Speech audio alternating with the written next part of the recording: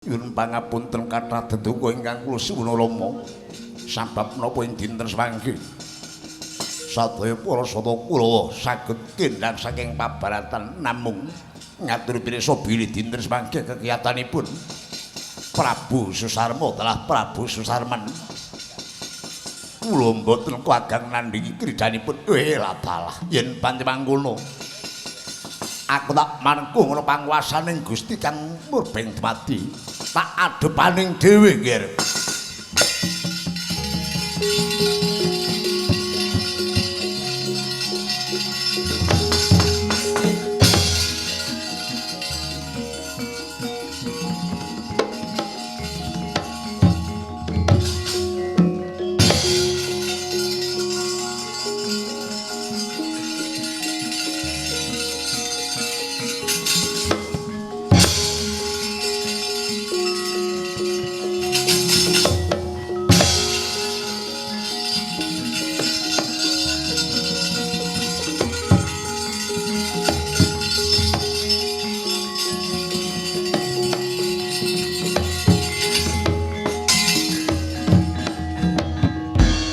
Yayi Susarman, Kakang Prabu Susarma piye?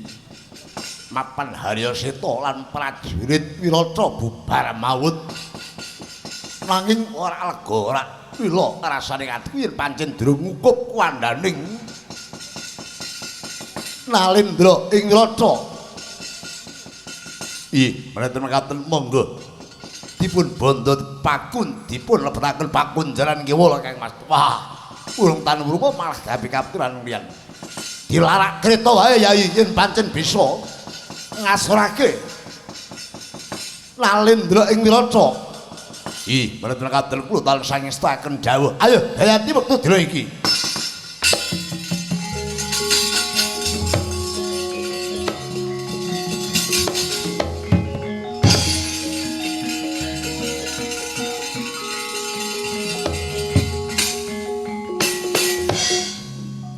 Prabu Maksumati aja rumangsa kesayapan lamun rina aja rumangsa kemalingan lamun ratri.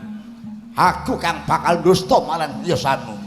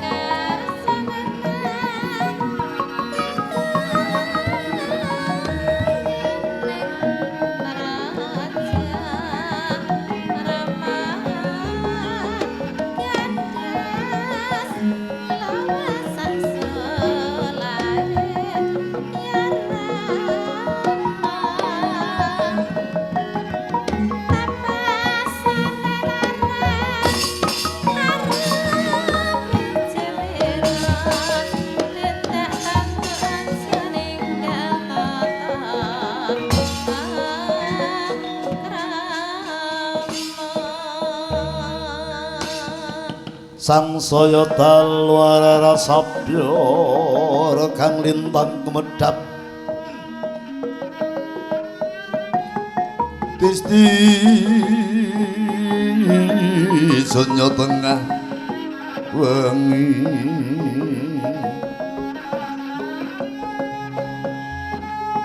lemrang gandaning pos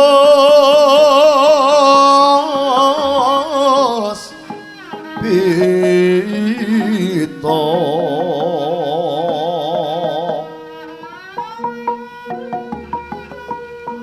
karang juaning punyane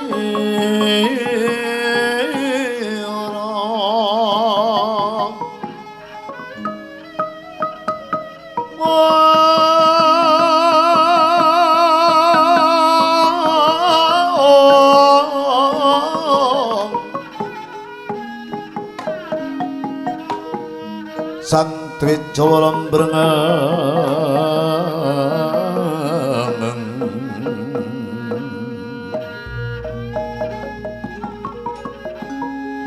leres swaraning maju prato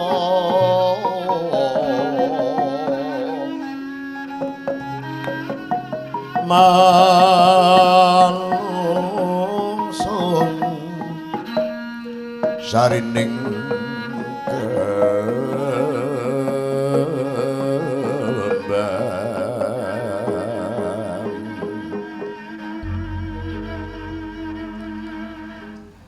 bocah bajang irengane anamu banyu segara peningane kebutuhan sasi sesa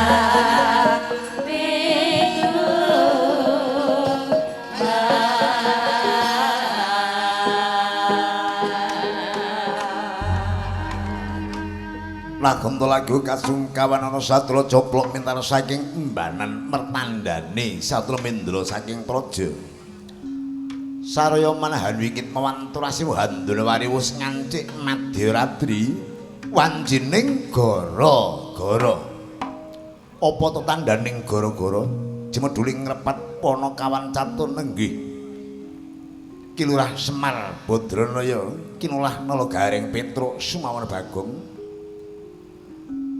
anggenipun sami gegojekan sami lampah wonten ing tirta kencanan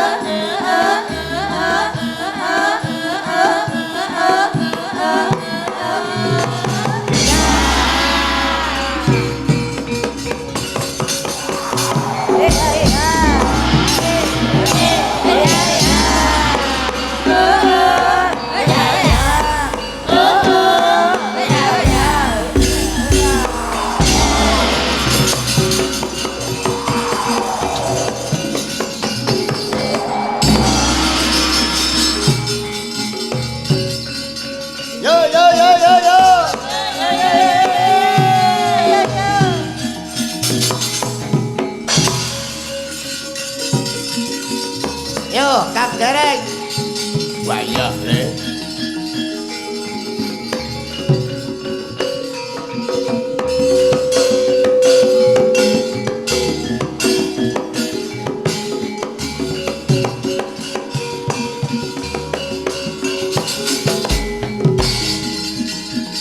Ayo Gong.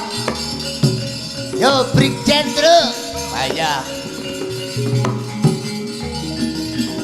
Yo.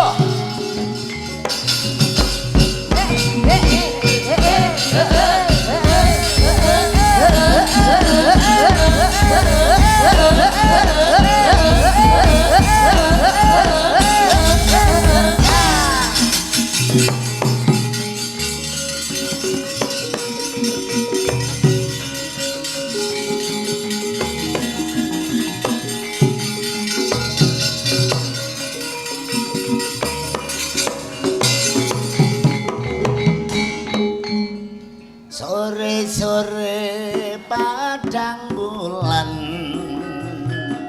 Ayo kanca padha dolanan rene-rene bebarengan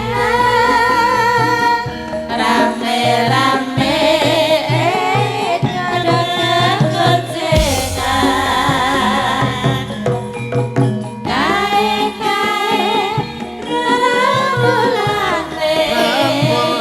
yen disawang kok ngawe-awe kaya-kaya ngelingake kanca kabeh aja turu sore-sore gedhe Hale sakatela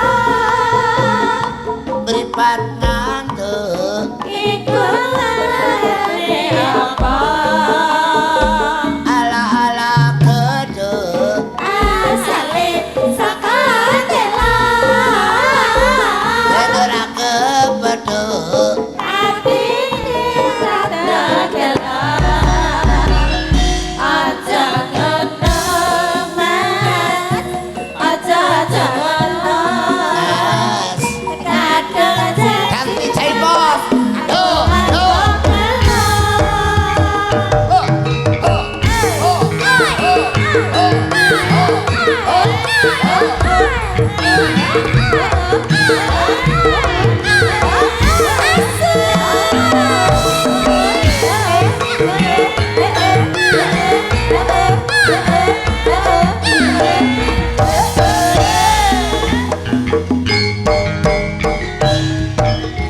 Sore-sore padang bulan ayo kanca padha dolanan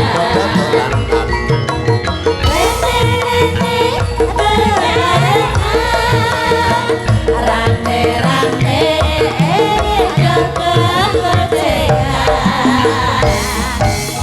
kae-kae remulane yen disawang kok ngawe-awe kaya-kaya ngelingake kanca kabeh aja turu sore-sore gedhe asale sakatela mripatku ngantuk iku lare apa ala-ala gedhe asale sakatela yen ora kepethuk atine rada gela aja ngono mas aja ngono kadang janji mas aku mangkok ngelo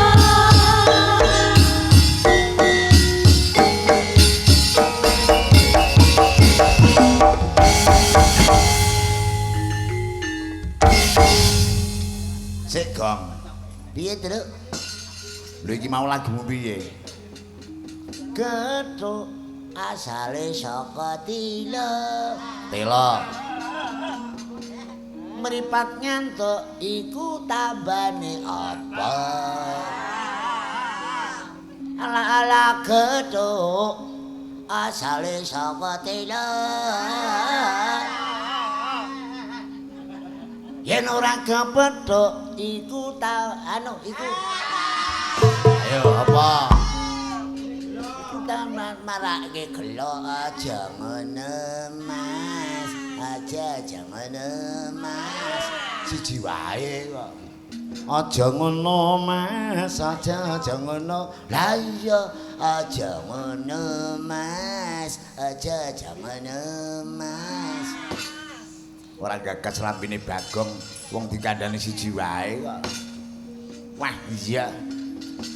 Truk, Piye, Gong? iki awake dhewe metu jam pira iki mau, Truk? Nah iki metu jam 2. Weh. Ayo kuwi angger Ning Banjaran iki jane kaya ing pambudi kok, Truk. lah piye ta? Lah sing mirsani iki do ngerti lakone, Truk. Nek upama dipunggelake iki ya mesine do pirsa. Wah iya. Ayo wis pokoke iki mengko nek 3:30 durung rampung dirampungke jam 4 ning tambahi 750. Lah ning mung ora ngono ki, Truk. Jenenge kabudayan Jawa lan awake dhewe dadi tontonan ki kudu bisa dadi tuntunan. Saka Pemerintah kuwi ngandurke telat-telat iki 3:30 ki kudu rampung mergo wis eneng qiraah. wah iya. Mula awake dhewe iki mau munggahe jam 09.00.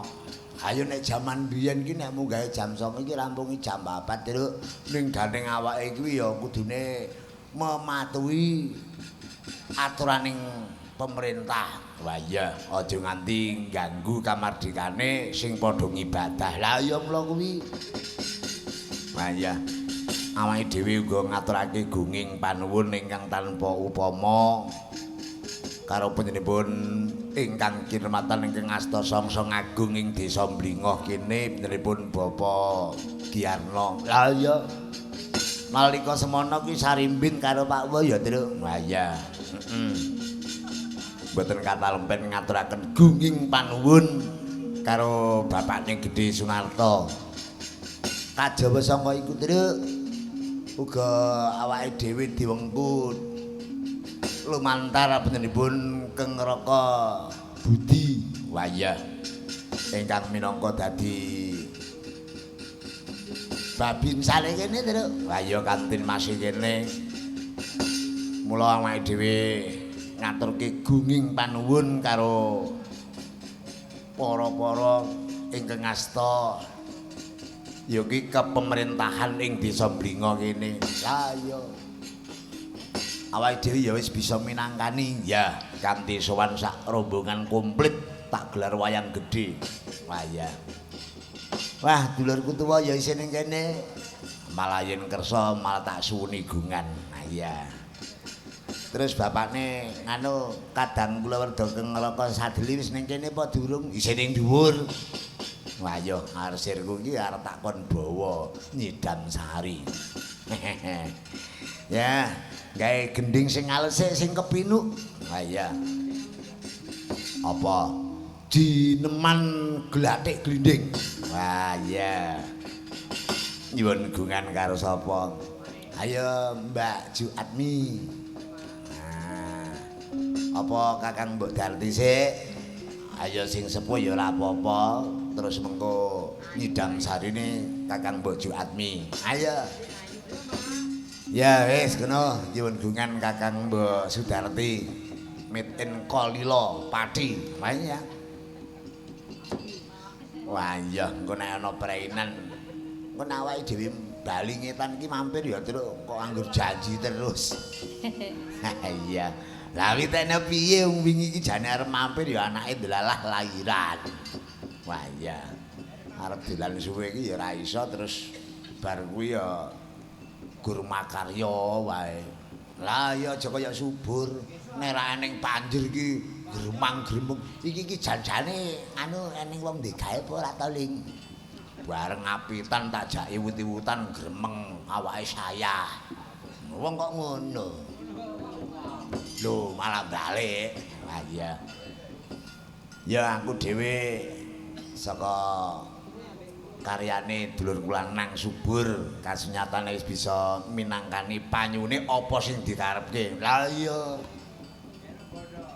Wis pokoke awake dhewe iki mung sadrema matur ngono wae Truk. Wah iya.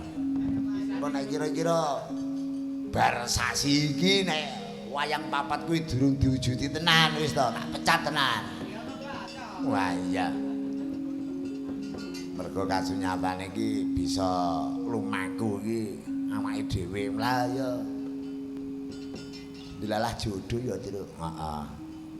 Ning sobeke tanggal 18 iki wis tak gadang-gadang, tak tunggu kabare gek malah ora eneng. Ha kok gelah-geleh. Ora iso iki malah ora ngomong awake dhewe Truk. Lah Tujono ya isin to ya galaras. Wah iya. Reuni, Mbak. Wis. Reuni. Engkono melu anak lanang ya ora apa-apa. Wah iya. Heeh. Ning anak wedok ya tak tarik no. Ya. Wah iya. Heeh. Lah mat melu sapa? Mat ya melu kono. Wah iya. Heeh. Ya sing baku ki mengko tanggal 24. Kuwi subur dijak apa ora? Wis ora. Wong dhewe takon ngegong elektrik ya ora iso. Badrun terus Adi, Mat. Engko sing loro wis ben sing njupuk Badrun kono pasrah wae nek parisan pesapa kono.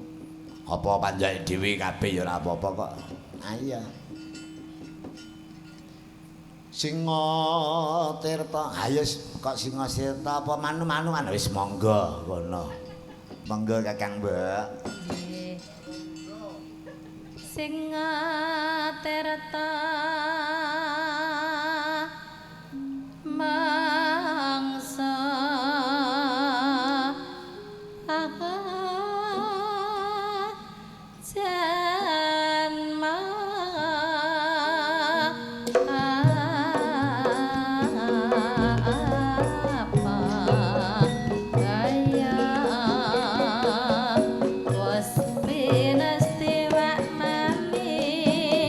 was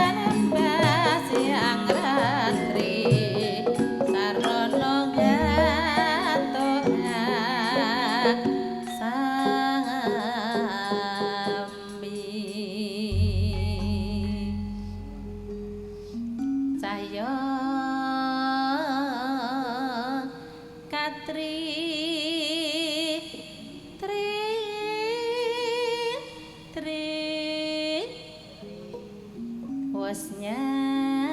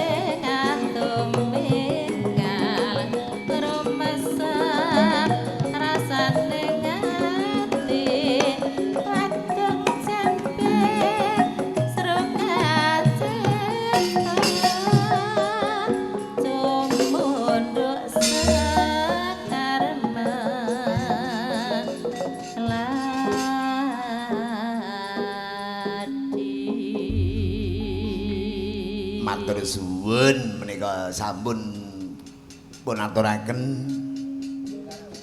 gending Jawi wayah Jawa deles ya terus lah ya jeneng aku ku nek siji urung ana sinom parijata ya ta terus glathik glinding ki urung marem terus wayah gandeng iki pengorjene seneng ayo Mbah Yai iki pokoke ben bangga ya ben melu aku ora bedina. Lah salahe wanggo dipanjeri ora iso. Ayo wis kedisian liyane terus. Ha iya, Monggo gumunku iki nek anggere campur sari karo anak wedok iki mesti iso. Ha iya. Yo diaturake. Ayo panora dhisik. Arep ngatur iki apa? Wis kono. Nyumanggake. Ha iya. Terus mawen ning tambal ban mengko gilirane jeng Linda Bobi ya. Sego goreng lah. Lakon sing kepenak apa minangkani panyuwunan mau gubuk asmara durung dianturake ya.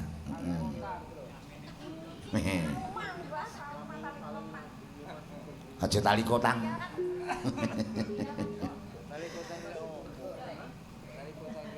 Apa lagune? Pripun?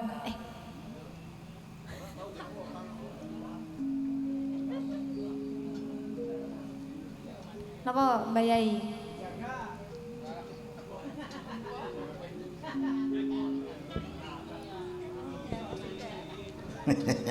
Aja kosidah kok.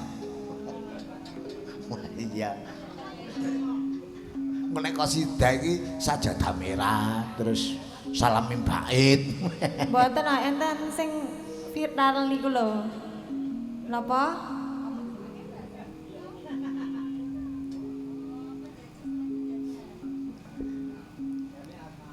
Ayo lakon sing kepenak. Campur sari mawon, Mbak. Aja mumet-mumet tenang. Derek mbeleng iki penak-penake wong jarine. Ha iya. Mboten, Mak. Ane Mbak Subur pun kebal. Ayo karo ngadeg. Ninggal ngatresnan mawon nggih. Ben ora mumet ya mesake Mbak Yai. Kontrake ngantos limbukan nih. Bablasen ya. Ayo ora apa-apa, ora bedina kok. Sedhelok meneh engko nek suronan tak yo prei. Ha iya. Mangkat no. Cak kene kok. Aku ki entuk kabar ning malah durung gumathok iki. Ha iya. Wani-wani. Kancanono, Mas.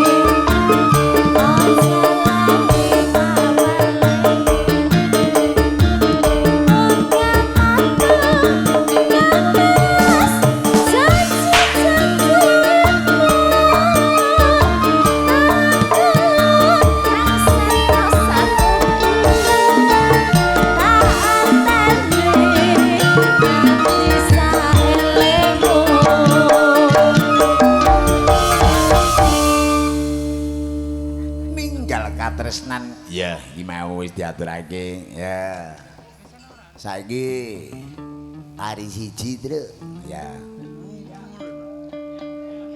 Linda Popi. Nah. Wis kena manut. Ya wadene yen ana sing request ya lagu ya kono dianu. He he he he.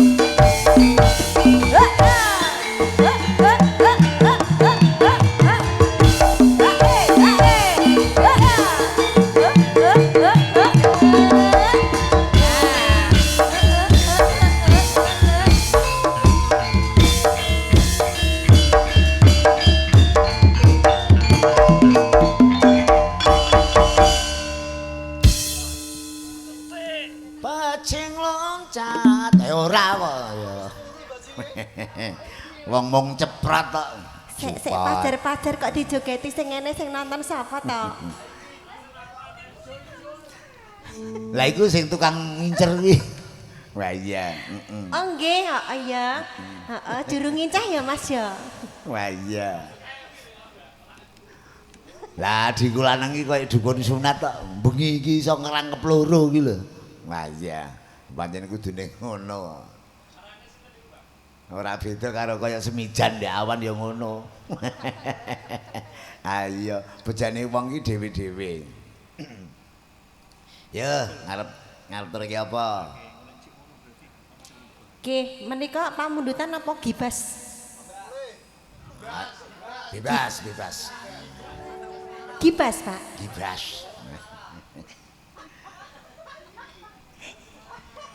Gibas niki.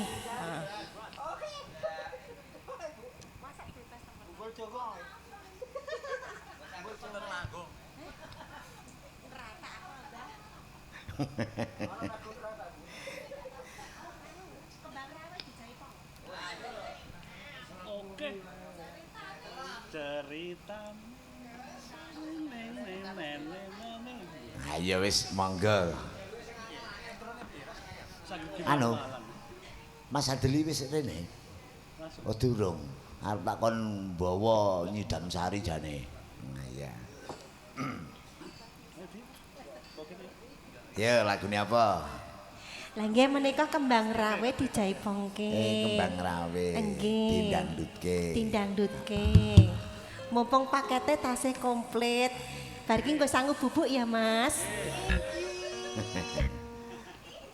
Turu ning ndi?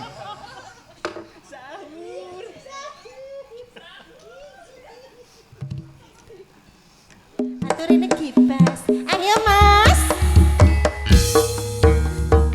Sanggup bubuk. Sanggup bubuk. Sanggup bubuk. Ayo. Ayo. Ayo. Ayo. Ayo. Ayo. Ayo bubuk.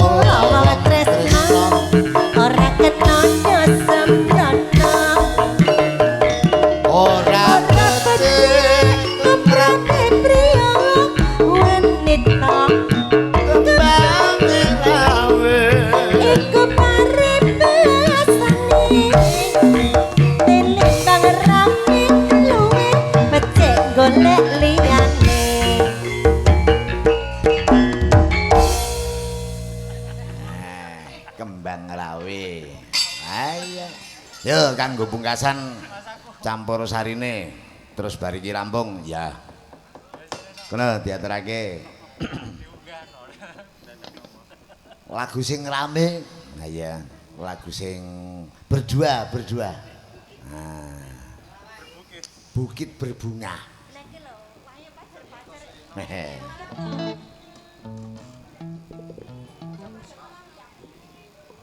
Ayo ra apa-apa, engko terus bariki neruske lakone. Lagu kenangan iki. Ya.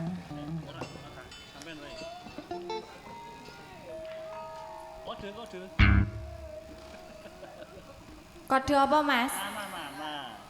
Oh, pacar-pacar ngejak ning bukit. Langsung. Masuk, Mbah. Inji. Masih bersama Subur Laras.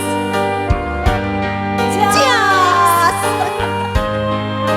Bonus, Bos. Bonusnya. Subur Laras lho iki. Jos tenan lho.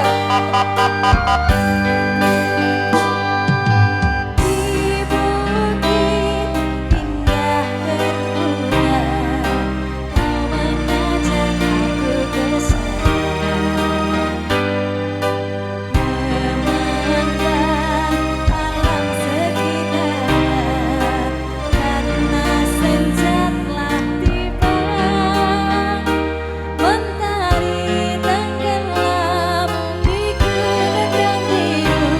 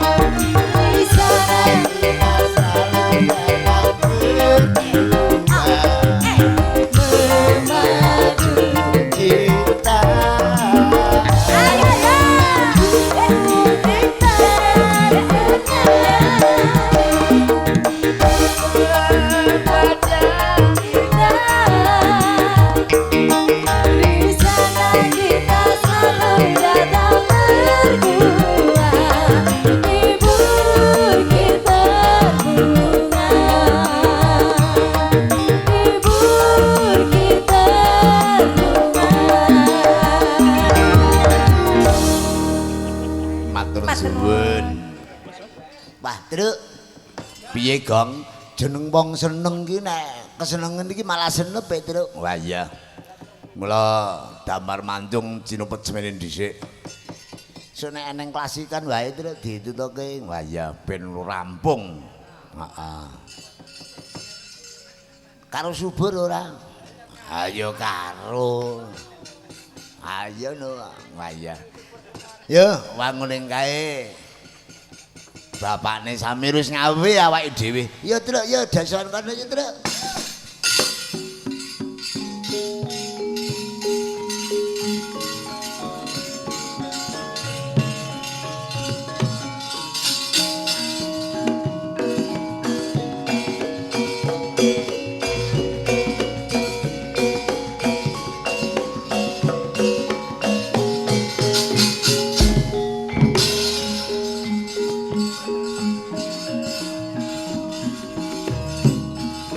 Ayo, Gong. Ya, Truk.